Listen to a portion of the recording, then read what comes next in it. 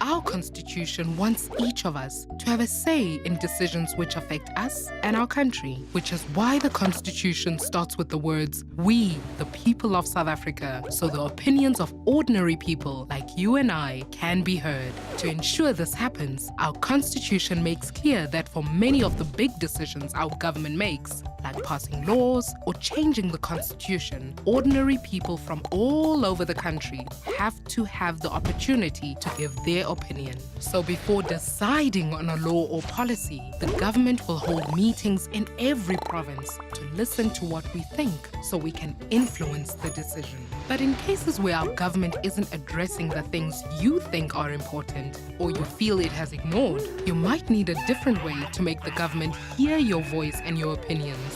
One way to do this is for people who agree about a particular issue to gather in numbers. In South Africa's past, we've seen powerful examples of how people acting together can cause change, like the people who gathered for the Women's March and Sharpeville protest.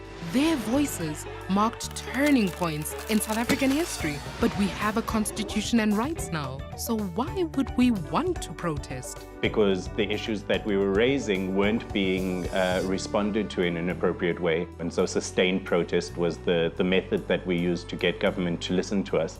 We don't need approval or permission from the government.